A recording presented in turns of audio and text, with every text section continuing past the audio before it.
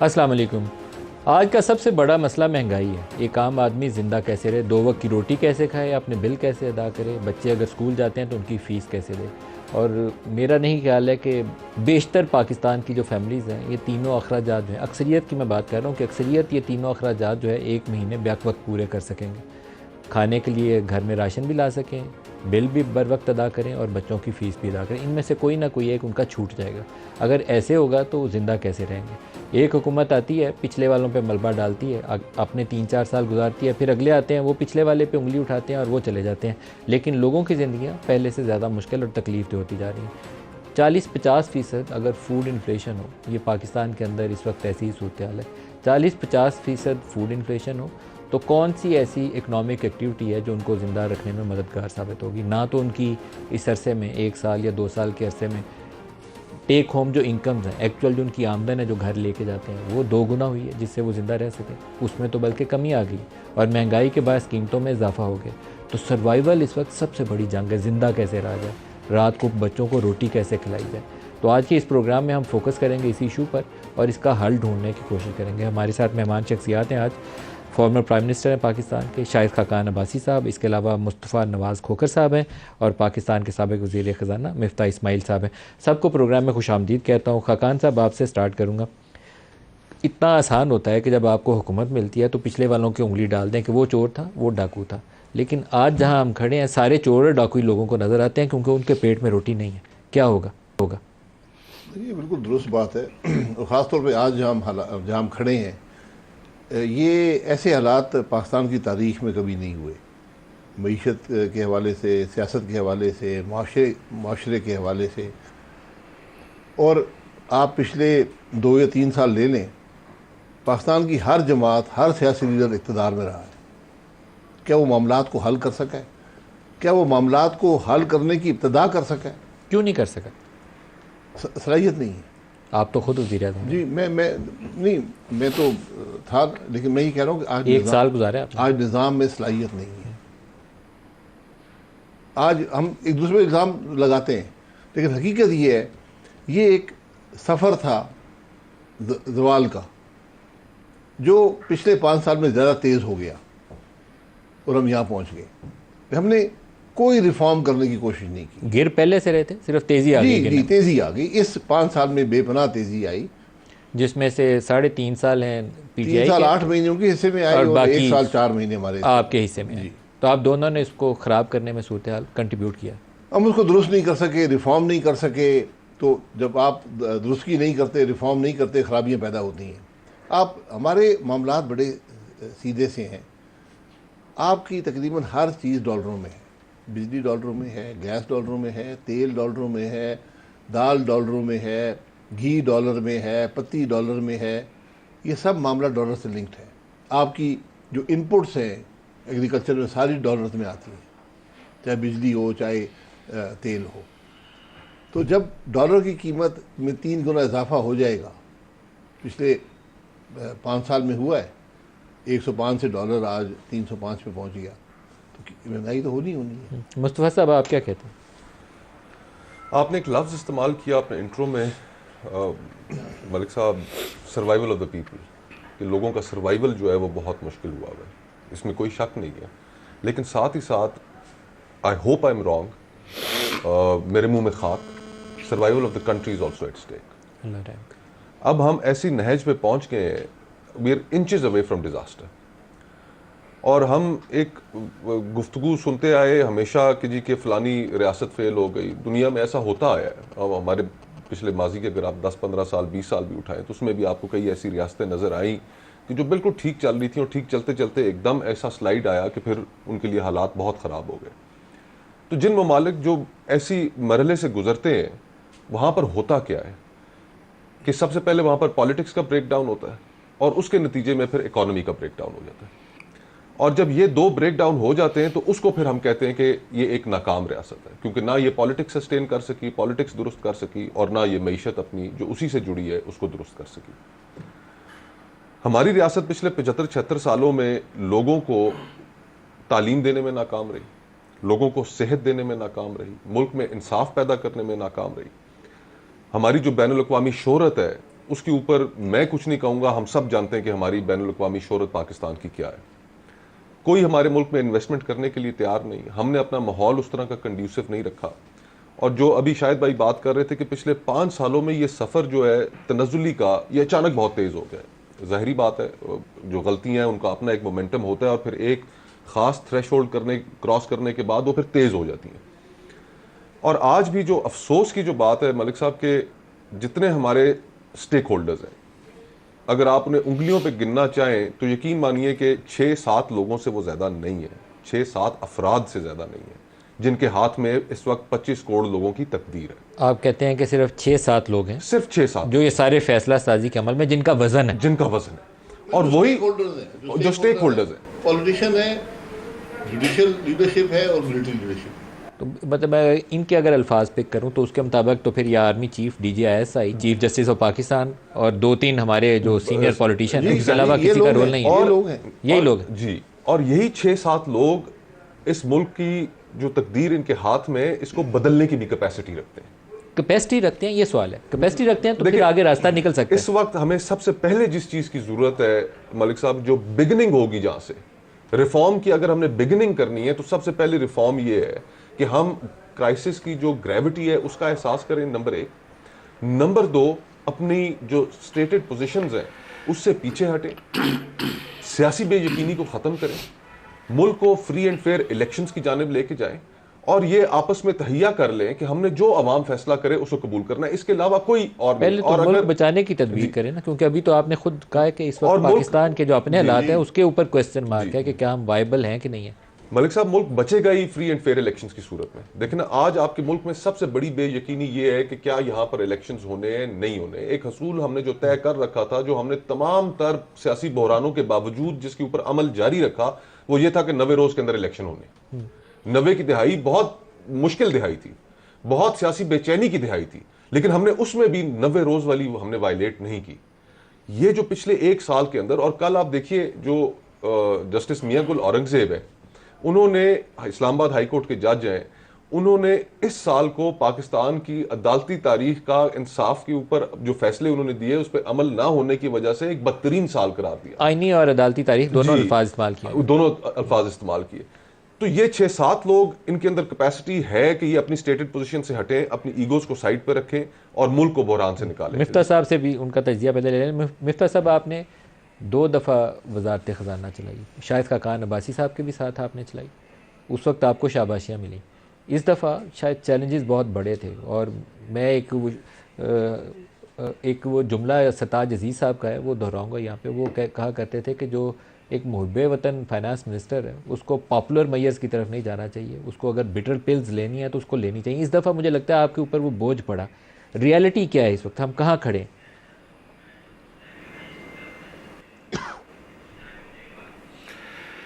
دیکھیے ندیم بھائی, ریالٹی جو ہے وہ بڑی افسوسناک ہے. جو مصطفیٰ بھائی نے بات کی, جو شاہد بھائی نے بات کی, کہ یہ جو ہماری حکمرانی کا نظام ہے یہ فیل ہو چکا ہے. جو ہم اپنے عوام کو کچھ بھی نہیں دے سکے.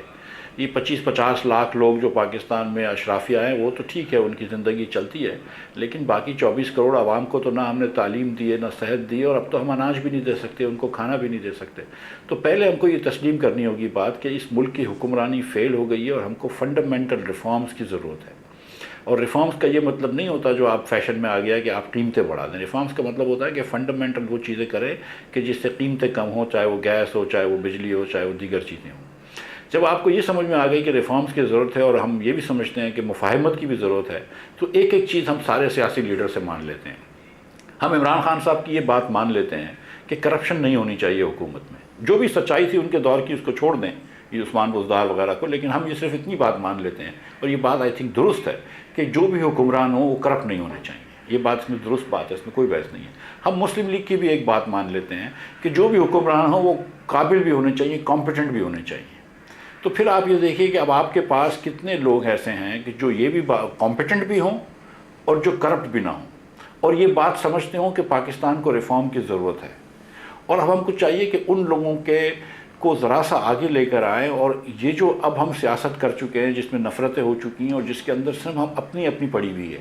آپ سیاسی لیڈران کو دیکھیں، آپ کوئی اخبار کھول کے دیکھ لیں تو اس میں کوئی لوگوں کی بات کوئی نہیں ہوتی کہ عوام کے ساتھ کیا مسئلہ ہے. وہ یہ بولتا ہے کہ اس کو جیل میں بند کر دو، یہ آ جائے گا تو یہ ہو جائے گا، وہ ہو جائے گا تو یہ ہو جائے گا.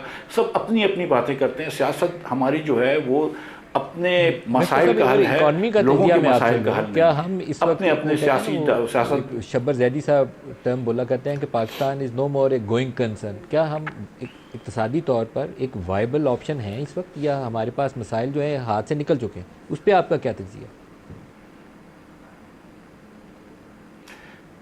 دیکھیے، گوئنگ کنسرنز ہیں انشاءاللہ اور بالکل رہیں گے، لیکن یہ بات درست ہے کہ پاکستان جس نہج پہ آ گیا ہے، آپ جانتے ہیں کہ اگر یہ شہباز شریف صاحب یہ پیرس میں یہ اکارڈ نہیں کرتے تو ہم ڈیفالٹ کی طرف چلے گئے تھے. ہم 9 مہینے ڈیفالٹ سے کھیلتے رہے، IMF کو آنکھیں دکھاتے رہے، اور اس دوران ہم نے روپے کو اور مزید ویک کر دیا، جس کی وجہ سے آج مہنگائی آ گئی ہے پاکستان کے اندر کہ روپیہ اور ویک ہو گیا اور مہنگائی آ گئی. اب جب مہنگائی آتی ہے تو پھر روپیہ مزید اور ویک ہو جاتا ہے، تو ہم ایک وشس سائیکل میں پڑ گئے ہیں. یہاں پہ حکومت جو ہے وہ اس نے قسم اٹھائی ہے کہ ہم 1 روپیہ خرچہ نہیں بچائیں گے. آپ کے خیال میں اس ڈیزاسٹر کے اندر PDM کی 16 ماہ کی حکومت کا کافی زیادہ رول ہے؟ کیونکہ میرے تو خیال میں ان کا بڑا وزنی رول ہے اس ڈیزاسٹر کو، اس نہج تک پاکستان کو بچانے کے لیے، کہ بالکل ہمیں تباہی نظر آ رہی. میں تو یہ سمجھتا ہوں کہ اس صدی میں جتنی بھی حکومتیں آئی ہیں، مشرف صاحب سے لے کر Peoples Party, PTM، PMLN، PTI، کوئی حکومت نے کوئی ایسا مثبت فیصلہ نہیں کیا کہ جس سے ملک کی کوئی مسئلہ حل ہو. آپ یہ دیکھ لیجئے کہ جو بھی بڑے مسئلے تھے، چاہے وہ سرکولر ڈیٹ ہو، چاہے وہ لا اینڈ آرڈر ہو، چاہے وہ فورن انویسٹمنٹ نہ آنی ہو، چاہے وہ ایکسپورٹ نہ بڑھنا ہو، چاہے وہ امپورٹ نہ کم ہونا ہو، چاہے وہ مہنگائی نہ کم ہونی ہو، چاہے وہ بجٹ ڈیفیسٹس نہ کم ہونے ہو، چاہے وہ لٹریسی نہ بڑھنی ہو، چاہے وہ پاپولیشن کنٹرول نہ ہونی ہو، کوئی ایک مسئلہ جو ہے کسی حکومت پاکستان نے سالو نہیں کیا. اگر آپ کو آج آپشن آپ سبسٹینشیل مسئلہ نہیں دے سکتے، سیدھے راستے پہ ڈالنا، تو آپ کیا اقدامات لیتے ہیں؟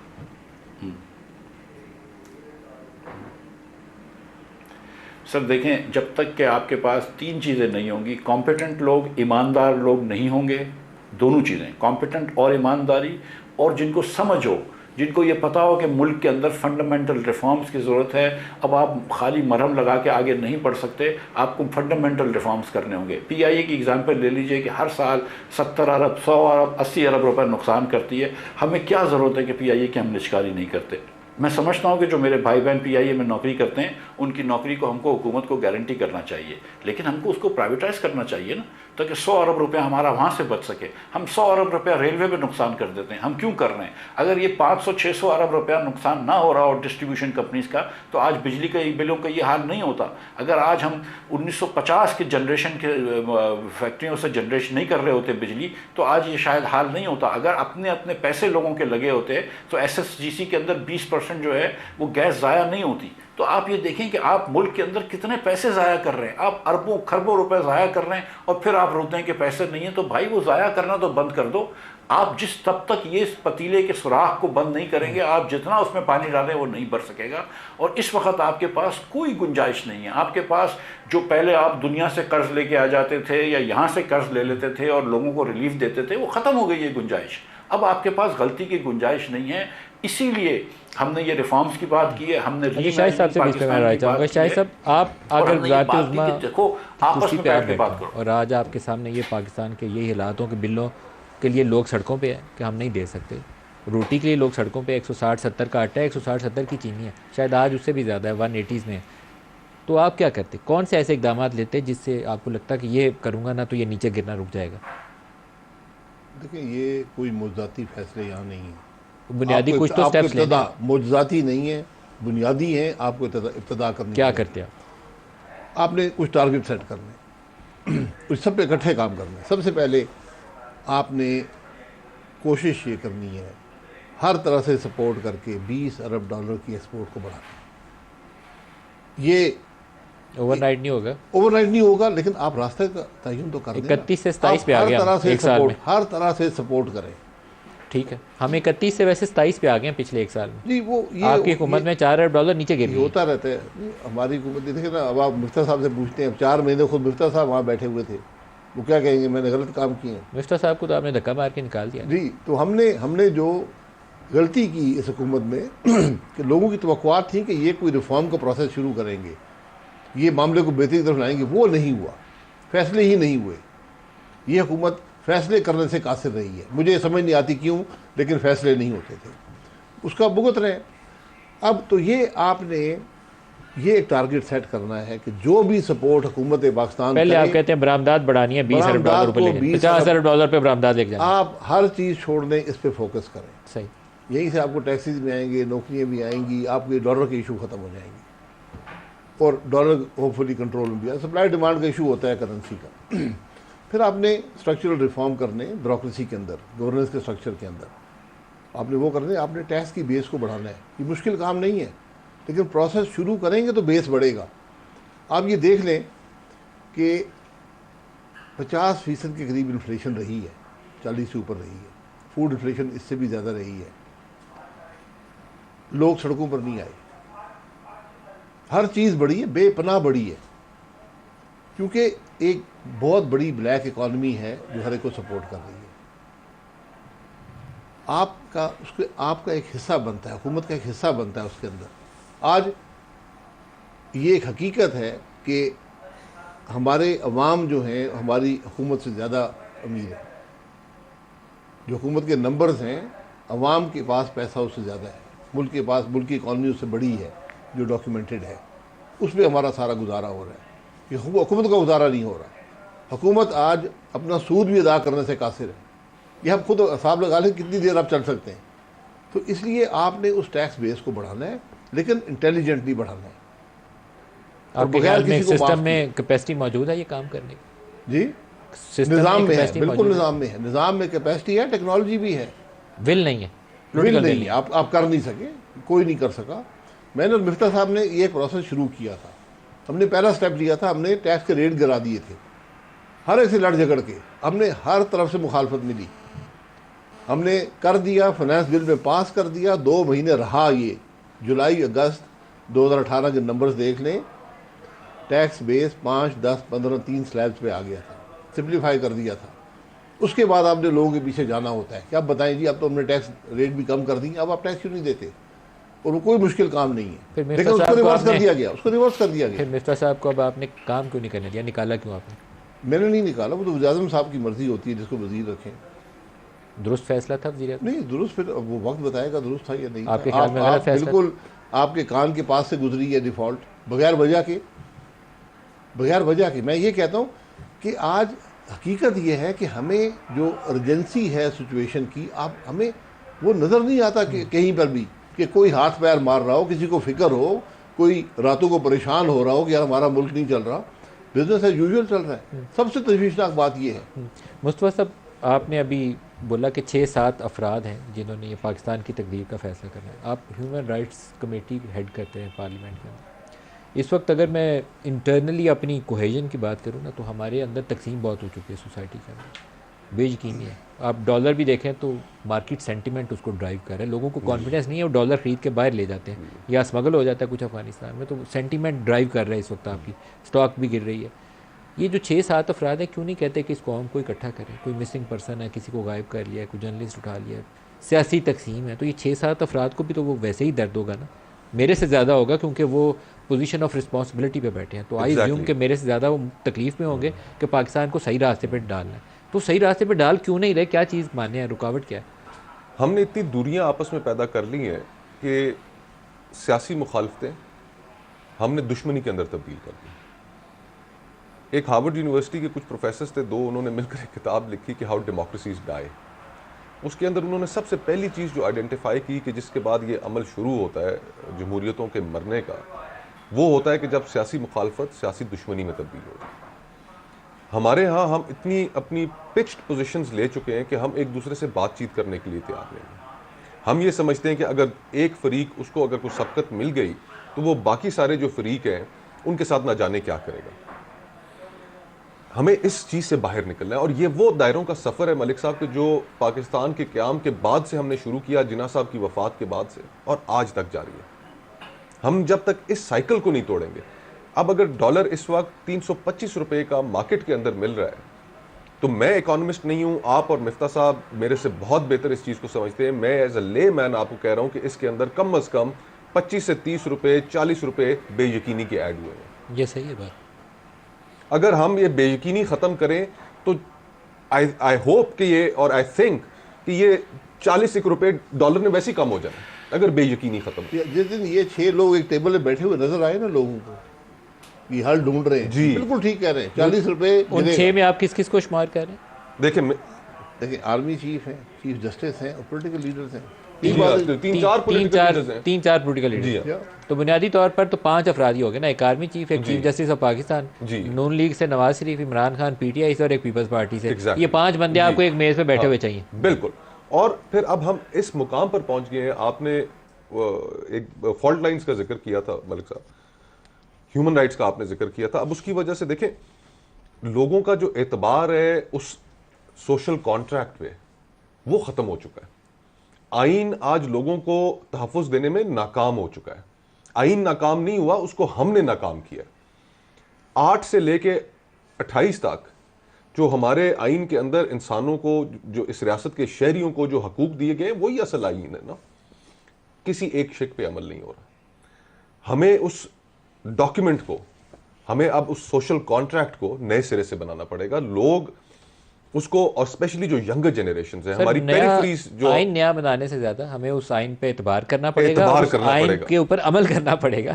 آپ نیا بھی لکھیں گے تو عمل نہیں کریں گے تو کچھ نہیں ملک ہوگا. صاحب اب جو ہمارے نوجوان ہیں, ہم چیزوں کو, کانورسیشنز کو کارپیٹ کے نیچے ڈالنے کے عادی ہیں, لیکن ہمارا جو خیبر پختونخوا میں نوجوان ہے, ہمارا جو بلوچستان کے اندر جو نوجوان ہے, وہاں کی پولیٹیکل پارٹیز کے لیے اس وقت سب سے بڑا کرائسس یہ ہے. ہم گئے کوئٹہ, ہم گئے, ہم پشاور گئے, وہاں پہ ہم نے سیمینارز کیے, مختلف پارٹیز کے وفود آئے. ان سب کی سب سے بڑی کنسرن یہ تھی کہ ہمارا نوجوان ہم سے یہ سوال کر رہا ہے کہ جو آئینی اور پارلیمانی سسٹم ہے اس نے آج تک ہمیں دیا کیا ہے, اور آپ کیوں ہمیں اس کے پیچھے لگا رہے ہیں. اور ان نوجوانوں کا سوال جائز ہے, ان کو ہم نے پیسیفائی کرنا ہے, ہم نے پیسیفائی کرنا ہے اس کے اوپر عمل کر کے.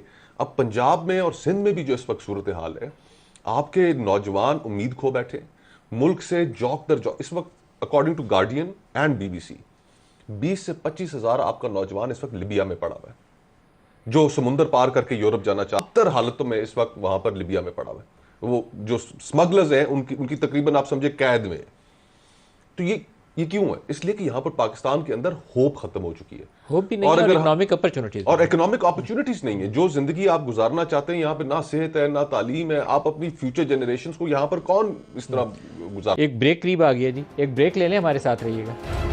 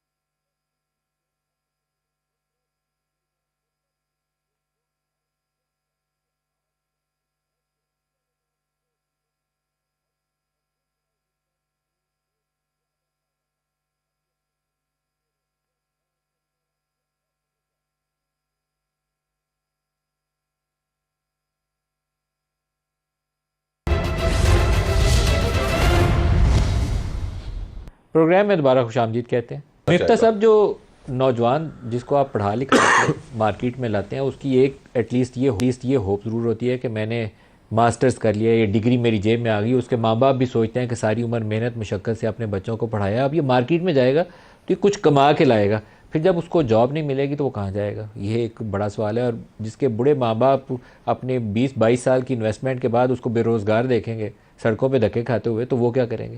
گھر کیسے چلائیں گے؟ یہ ایک بڑا سوال ہے جس کا حل مجھے سمجھ نہیں آتا. اکنامک ایکٹیویٹی تو ڈائی ڈاؤن ہو گئی ہے، آپ کیا تجویز کرتے ہیں، کیا ہوگا؟ اگر آپ کی اجازت ہو تو میں دو پہلے پرانی والی باتوں پہ بات کر دوں، اس کے بعد ہی جواب دیتا ہوں آپ کو. ایک تو یہ کہ سر، یہ جو اب آپ جو 5 لوگوں کی، بڑے لوگوں کی بات کر رہے ہیں کہ جو بیٹھے نا، تو میری گزارش اس میں یہ ہے کہ اس میں ایک بلوچ سیاسی لیڈر بھی ہونا چاہیے، ایک پشتون سیاسی لیڈر بھی ہونا چاہیے، اور ایک مہاجر سیاسی لیڈر بھی ہونا چاہیے، تاکہ اور اگر سرائکی سیاسی لیڈر بھی ہونا چاہیے، تاکہ کوئی بھی پاکستانی جو ہے وہ لیفٹ آؤٹ نہ کرے. یہ جب ہم فیصلے کر لیتے ہیں جس میں بلوچ اور پشتون لوگوں کو شامل نہیں کرتے، تو پھر وہ فیصلے بعد میں ہمیں مشکل پڑتے ہیں. تو ایک تو یہ کہ یہ 5 کی جگہ 8 لوگ بیٹھ جائیں. دوسری گزارش یہ ہے، وہ شاہد بھائی جو بات کر رہے تھے، اور آپ بھی جو بات کر رہے تھے، کہ جب میں وزیر تھا اس بار، تو جولائی سے لے کے سپٹمبر تک جو پہلا کوارٹر تھا، اس پہ ہر مہینے ایکسپورٹ بڑھ رہی تھی پچھلے سال کے مقابلے میں. جب اکتوبر میں ڈاکٹر صاحب نے بہتر سمجھا کہ ڈالر کو روک لیں ایک جگہ پہ، اس کے بعد اب دونوں ریمیٹنس بھی کم ہونا شروع ہوئی ہیں اور ایکسپورٹ بھی کم ہونا شروع ہوئی ہے. یہ ستم میں نے نہیں کیا پاکستان کے اوپر، یہ غلطی مجھ سے نہیں، یہ گناہ مجھ سے سرزد نہیں ہوا ہے. اب جو آپ بات کر رہے ہیں کہ کیا کرے، آپ کے خیال میں اسحاق ڈار صاحب کی کیا سب سے بڑی غلطی تھی؟ کیونکہ $4 ارب برآمدات گری ہیں اور $4 ارب ہی ریمیٹنسز گر گئے. 27 پہ آپ نے بینکوں کو آرڈر دے دیا کہ ڈالر کو 229 روپے سے اوپر نہ جانے دو، جبکہ مارکیٹ کچھ اور کہہ رہی تھی. 50 روپے کا فرق پڑ گیا. اس کے بعد آپ نے IMF کو بڑی دھمکیاں دیں. آپ نے موڈیز کو کہا، جب موڈیز نے آپ کو ڈاؤن گریڈ کیا، کہ ہم اس کو بی فٹنگ رپلائی دیں گے. تو میں وہ سمجھتا ہوں کہ وہ اس کے مانند ہے کہ اگر آپ ڈاکٹر کے پاس جاتے ہیں اور وہ کہتا ہے آپ کا بلڈ پریشر زیادہ ہے، تو آپ ڈاکٹر کو بولتے ہیں تم کون ہوتے ہو مجھے بولنے والے، میرا بلڈ پریشر زیادہ ہے، اپنا بلڈ پریشر دیکھا ہے. مطلب یہ ایسی قسم کی باتیں ہیں. تو جب ہم نے اس قسم کی حرکتیں کریں اور جب یہ ڈیفالٹ کے قریب آ گئے، تو یہ بات جو ہے کہ ہم کو سوچنا چاہیے کہ ہم بار بار ڈیفالٹ کے قریب کیوں جاتے ہیں. اب جب حکومت پاکستان میں آپ دیکھ لیجئے کہ اگر یہاں پر 70-80 لاکھ بچے ہر سال پیدا ہو رہے ہیں، تو نہ ہمارے پاس ان کی کلاس رومز ہیں، نہ ہمارے پاس اتنی نوکریاں ہیں کہ ہم ان کو نوکریاں دے سکتے ہیں. تو ایک طرف تو آپ کو پاپولیشن کنٹرول کرنی چاہیے، دوسری طرف جو آپ کا آدھا بچہ اسکول میں نہیں ہے اس کو اسکول پڑھانا چاہیے، اور پھر تیسری طرف اس قسم کا انوائرمنٹ پیدا کرنا چاہیے حکومت کو کہ جس سے معیشت چلے. اگر آپ کی معیشت 2-3% چل رہی ہے اور آپ کی آبادی 3% سے بڑھ رہی ہے، تو پھر آپ معیشت تو نہیں گرو کر رہی، آپ کو 8-9% معیشت گرو کرنی پڑے گی. یہ جاپان کر چکا ہے، چین کر چکا ہے، آج کل ہندوستان اور بنگلہ دیش کر پا رہے ہیں. تو ہم کیوں نہیں کر پا رہے؟ کیونکہ ہم برآمدات بھی نہیں کرتے، ہمارا اینٹی ایکسپورٹ بائس بھی ہے اپنی معیشت کے اندر. ہم نے انفیشنسیز ڈال رہی ہیں. پاکستان میں بجلی مہنگی ہونے کی ایک وجہ یہ ہے کہ ہمارا سسٹم انفیشنٹ ہے، ہمارا سسٹم فرسودہ ہو گیا ہے. اگر ہم اس سسٹم کو بہتر کر لیں تو بجلی بھی سستی ہو جائے گی اور انڈسٹری بھی چلے گی. ہم انڈسٹری رکوا دیتے ہیں کیونکہ ہم گیس نہیں لے کے آ رہے. ہم نے کوئی نئی گیس انڈکٹ نہیں کری ہے. جو شاہد بھائی آخر میں قطر سے گیس لے کر آئے تھے، اس کے بعد ہم نے کوئی نئی گیس نہیں خریدی ہے. مطلب ایک باجوہ صاحب نے سودا کروایا تھا قطر سے. ہم اگر تھوڑی سی اور گیس ڈال دیں اس سسٹم کے اندر تو انڈسٹری نہیں رکے گی. اگر آپ صنعت کو نہیں چلنے دیں گے تو روزگار کے مواقع کیسے پیدا ہوں گے؟ تو ہمیں دونوں کام کرنے ہیں کہ پاپولیشن گروتھ کو بھی کم کریں، جو پاپولیشن ہو رہی ہے اس کو تعلیم بھی دیں، اور جب اس کو اچھی تعلیم دیں گے تو وہ پھر آپ جا کر اس کے اندر سے آپ ان کو نوکریاں ملیں گی، وہ نوکری کریٹ کریں گے، آپ وہاں انوائرمنٹ کریٹ. اور میں نے جو آپ سے میں کل بھی یہ بات کی تھی، میں یہ مفتہ صاحب، لیکن میرا تو تاثر یہ ہے کہ اب یہ سسٹینیبل رہ ہی نہیں گیا ہمارے لیے. ایک گھر جو ایک آرڈنری ہاؤس ہولڈ ہے نا پاکستان میں، اس کو جب آپ بجلی کا بل بھیجتے ہیں، گیس کا بل بھیجتے ہیں، اس کے بعد وہ موٹر سائیکل میں اپنا پیٹرول بھی نہیں ڈلوا سکتا. تو وہ روٹی ووٹی کہاں سے کھانی ہے اس بیچارے نے، یا بچوں کی اسکول کہاں سے فیس دینی ہے؟ میں تو اب جمع کرتا ہوں نا، نمبرز جمع کرتا ہوں تو نمبر ایڈ اپ نہیں ہوتے. کیسے بتاؤں کہ اس کا گھر کا خرچہ کیسے چلے گا؟ کوئی طریقہ کار نہیں. ندیم بھائی، گزارش یہ ہے کہ سچی بات میں آپ کو بتاؤں کہ دیکھیں یہ ریسیشن اتنا برا ہے کہ اپر کلاس اور مڈل کلاس کو بھی چوٹ لگی ہے. ورنہ جو غریب پاکستانی ہے وہ تو ہر وقت زندگی اور موت کے کشمکش میں رہا ہے. جو پہلے 15-20 ہزار روپے کماتا تھا یا آج 30-40 ہزار روپے بھی کما لیتا ہے، اس کے لیے جو تینوں چیزیں جو آپ کہہ رہے ہیں وہ کرنا ممکن نہیں ہے کہ بچوں کی فیس بھی بھرے،